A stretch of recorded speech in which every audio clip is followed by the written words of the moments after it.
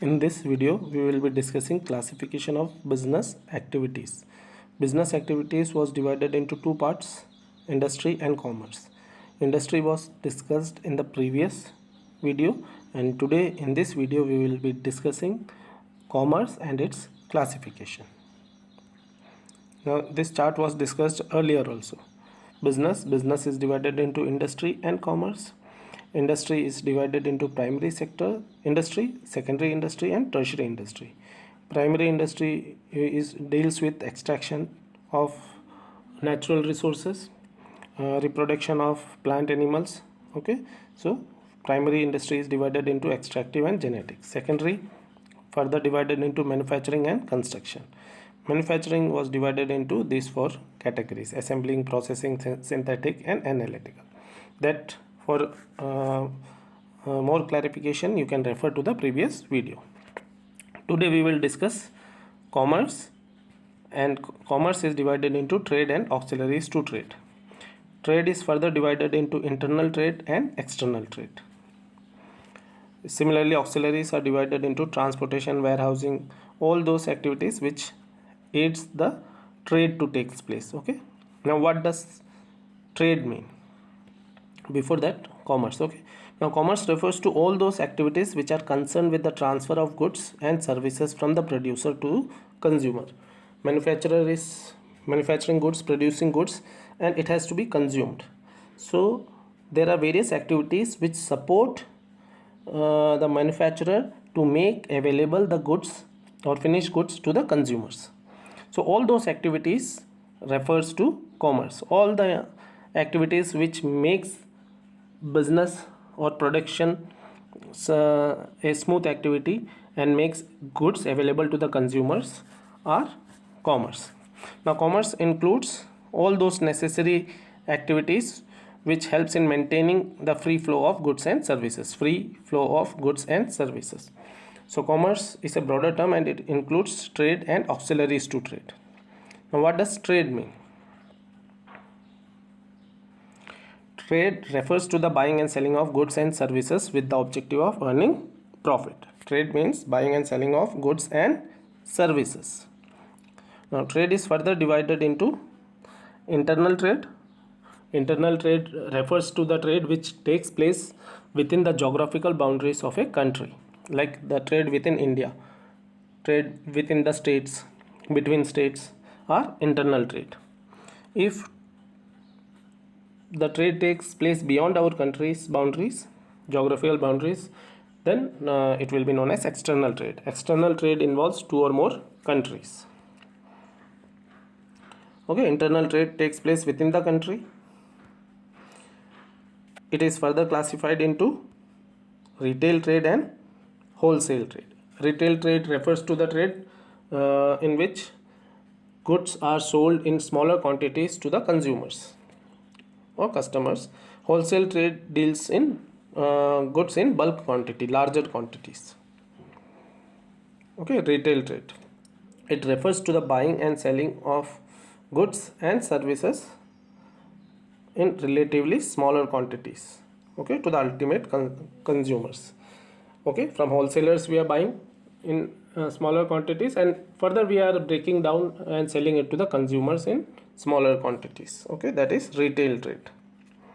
Wholesale trade, when goods are purchased in large quantities from the manufacturers, okay, and then it is sold to the retailers in smaller quantities, but still it is a large quantity as compared to goods sold to ultimate consumers. Okay, so wholesaler buys goods directly from manufacturers or dealers, and then he sells to the retailers in smaller quantities.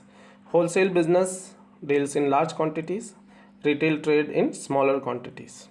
Retail trade sells goods to the consumers, whereas wholesale trade sells goods or buys goods to the intermediaries. Now external trade, it happens between two or more countries beyond the geographical boundaries of one nation. External trade can be classified into, first, import, when goods are purchased from another country and it comes into our country. Okay, it is known as import.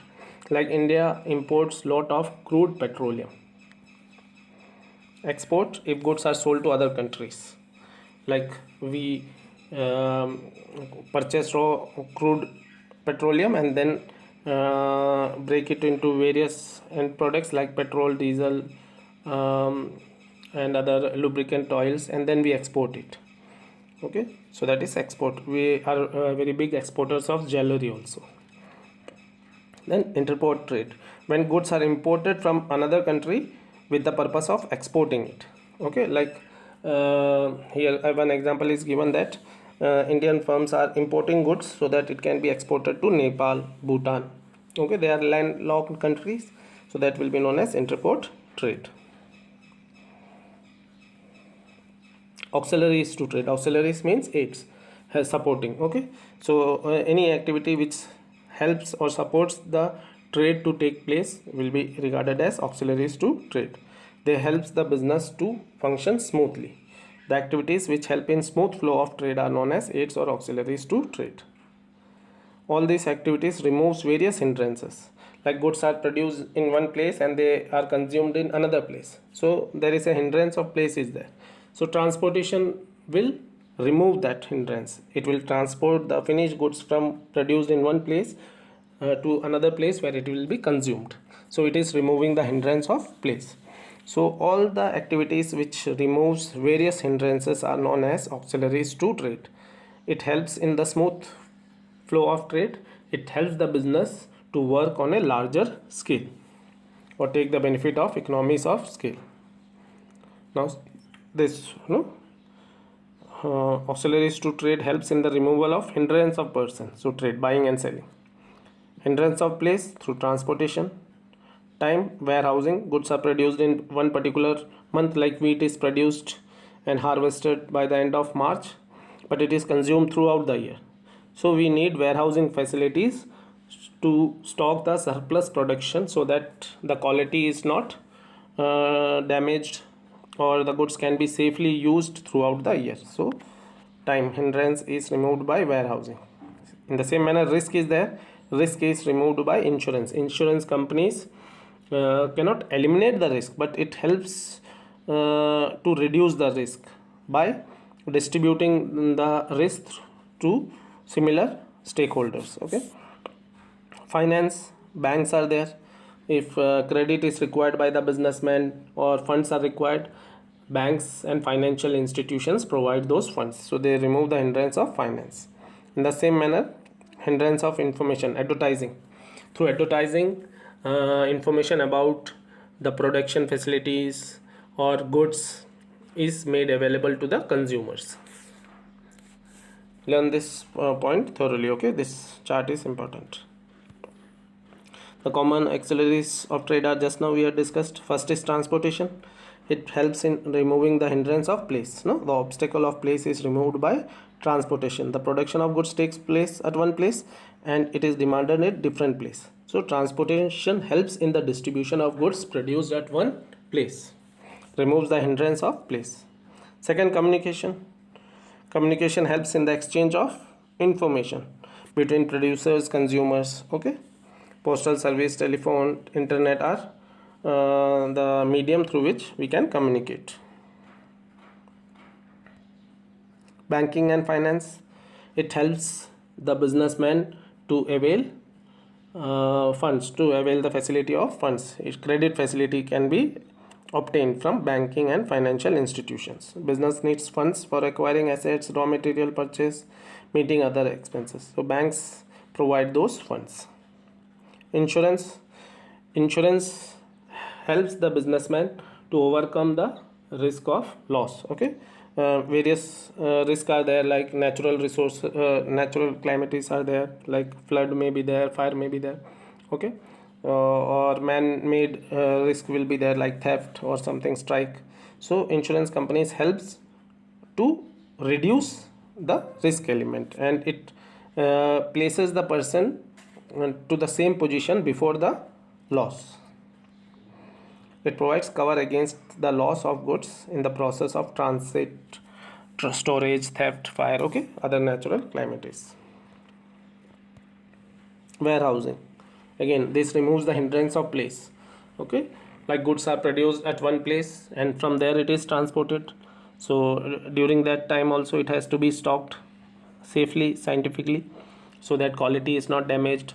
Sometimes goods are produced in one season and consumed throughout the year, or you can it can be in terms of agriculture products, no, which are produced in one particular season but consumed throughout the year. So warehousing helps in stocking the surplus production. Okay, so there is generally a time lag between production and consumption of goods. So this problem can be solved using the warehouses. Advertising. Okay, advertising brings goods and services to the knowledge of prospective buyers. Through advertising, buyers are informed about new products or the benefits of products which are produced by one producer. Okay, it helps the producers to produce in large quantities. Economies of scale can be achieved and thus the cost of production can be reduced.